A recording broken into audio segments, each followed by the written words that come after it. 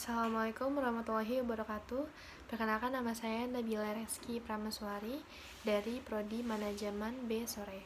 Di sini saya akan mempresentasikan untuk ujian akhir semester mata kuliah Manajemen Logistik dengan NIM 281500046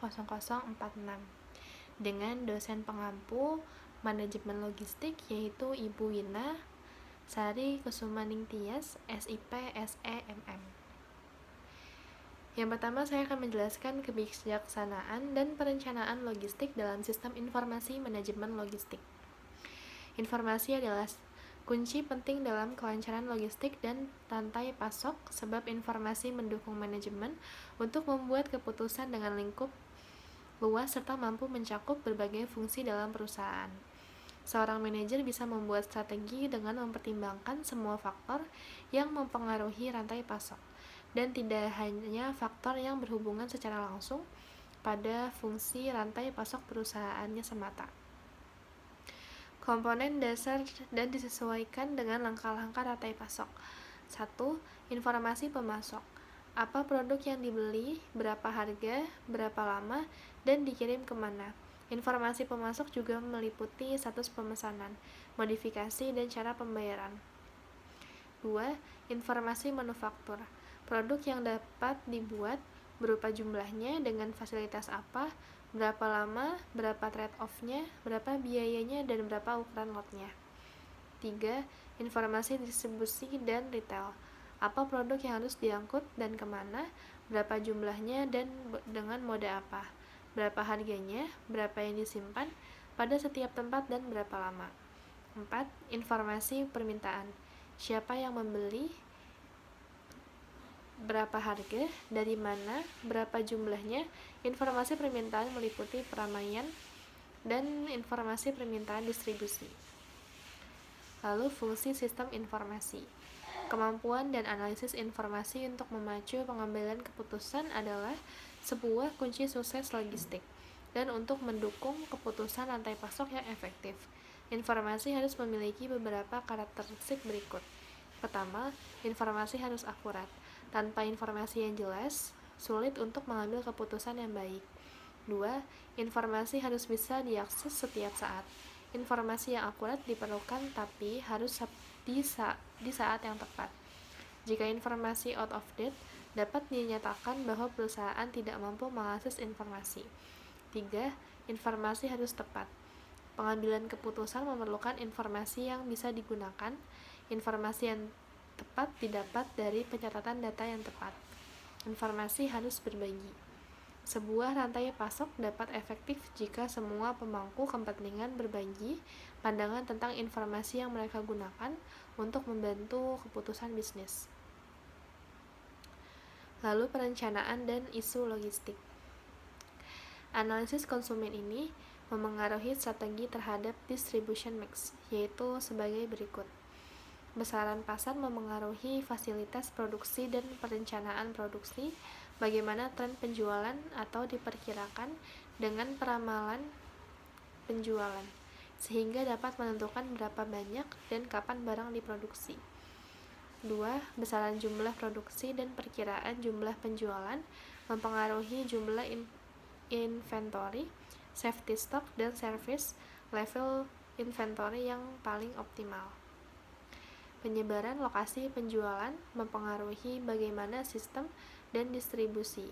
Apakah membutuhkan distribusi center, strategi konsolidasi atau break bulk, pertumbuhan break haul, dan moda transportasi yang digunakan.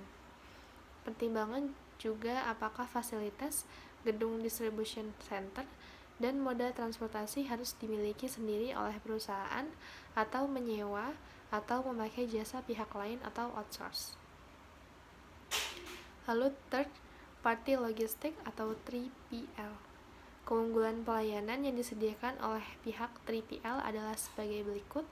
Pertama, menyediakan kejelasan status pengiriman barang dan inventory. Apakah barang sedang diterima di perjalanan, sedang disimpan sementara di gudang, atau pabean, atau sudah diterima. Kinerja pengiriman barang yang baik dengan biaya yang optimal, Pihak 3PL mampu mengurangi biaya pengiriman per unit karena mengumpulkan dan mengirim barang dari berbagai perusahaan atau organisasi, sehingga jumlah unit terkirim besar dan biaya transportasi tidak naik secara signifikan. 3. Menyediakan jaringan distribusi dengan biaya rendah. Karena strategi jangka panjang, teknologi yang baik, dan kemampuan kerjasama dengan organisasi distribusi di negara lain. Kemudian 4. Menyediakan pelayanan terkait jasa pabean, kemasan, dan asuransi. Perilaku organisasi dalam logistik. Pertama, desain organisasi.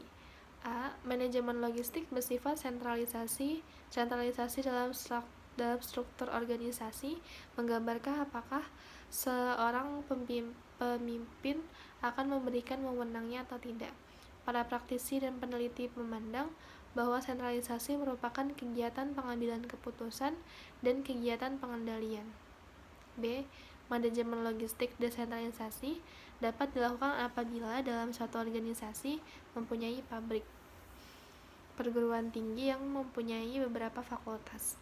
Setiap manajer harus bertanggung jawab atas seluruh kegiatan termasuk kegiatan logistik di dalamnya. C. Manajemen logistik gabungan. Gabungan sistem ini mengkombinasikan antara penerapan manajemen logistik, sistem sentralisasi dengan sistem desentralisasi. Penerapan ini membagi beberapa kewenangan dalam pelaksanaan manajemen logistiknya. 2. Penyediaan tenaga ahli dalam logistik apabila suatu organisasi mengalami ketidakseimbangan dalam jumlah penyedia atau manajer terhadap jumlah tenaga operasional akan mengakibatkan lemahnya sistem manajemen dan pengambilan keputusan. Jumlah manajer yang terlalu sedikit dapat mengakibatkan pengambilan keputusan kurang memperhatikan faktor yang aktual dan relevan. Akan tetapi, jumlah manajer yang terlalu banyak akan menyebabkan adanya kekaburan tanggung jawab dan pengambilan keputusan. 3. Evolusi organisasi. Evolusi organisasi merupakan perubahan konsep dari konsep lama ke konsep yang baru, yang mengarah ke terpaduan antara masing-masing kegiatan dalam kegiatan logistik. Konsep baru muncul seiring dengan berjalannya konsep lama dan oleh para manajer konsep lama tersebut diperbaharui dengan konsep yang baru. 4. Kebijakan relasi organisasi dalam merencanakan kebijakan pemasaran untuk masa yang akan mendatang. Manajer pemasaran perusahaan sering dihadapkan dengan beberapa pertanyaan seperti: pertama, apakah perusahaan perlu memusatkan perhatian pada pangsa pasar tersebut? 2. Apakah yang diinginkan oleh pembeli, konsumen, pelanggan, atau relasi? 3. Bagaimana manajemen akan mengkoordinasikan variabel harga, produk, distribusi, dan promosinya? Lalu pengendalian logistik. Penerapan pengendalian manajemen logistik, faktor-faktor yang diperlukan atau dipertimbangkan dalam setiap kurun waktu tertentu dalam penerapan manajemen logistik terpadu tersebut seperti: pertama, tempat. Hal ini merupakan basis dari semua kegiatan organisasi, oleh karenanya faktor ini harus juga mendapatkan perhatian tersendiri dari pengelola organisasi, seperti masalah strategis pemilihan tempat, kenyamanan lingkungan, kebersihan, ventilasi, dan sebagainya. 2. Kebersihan dan kerapihan. Salah satu faktor kenyamanan dalam bekerja adalah faktor kebersihan dan kerapihan. Di lingkungan kerjanya, maka faktor ini harus diperhatikan, seperti ukuran ruangan, bahan ruangan, dan penataan ruang. 3. Alur dan jalur. Arah yang dilalui di suatu produksi sedang jalur adalah suatu proses produksi baik secara jalur atau suatu jalan mana yang harus dilalui oleh suatu proses produksi. Baik alur maupun jalur harus diawasi dengan baik. Lalu pemantauan kegiatan logistik. Pengendalian manajemen akan memberikan keuntungan seperti: A. Menanggulangi perubahan dari adanya perubahan lingkungan yang cepat berubah. Manajemen akan melacak perubahan tersebut dikaitkan dengan yang akan memengaruhi terhadap produk atau jasa. Ancaman dari peluang, contoh, penjahit pakaian akan menyesuaikan model yang banyak digemari oleh pelanggan atau mode yang lagi populer. 2. Menciptakan gerakan yang lebih cepat. Satu hal adalah mengenal permintaan pelanggan guna perusahaan mampu bersaing pada saatnya akan menempatkan pada posisi garis terdepan. Contoh, penjahit pakaian selain memberikan jasa jahit juga menyediakan bahan pakaian yang sesuai dengan selera konsumen. C. Menyatukan pekerjaan atau koordinasi pekerjaan. Para manajer yang berwawasan luas akan menghargai keragaman perilaku dan pemikiran dari para bawahannya, tanpa membedakan suku, agama, atau ras. Contoh, penjahit pakaian membagi pekerjaan sesuai dengan keahliannya.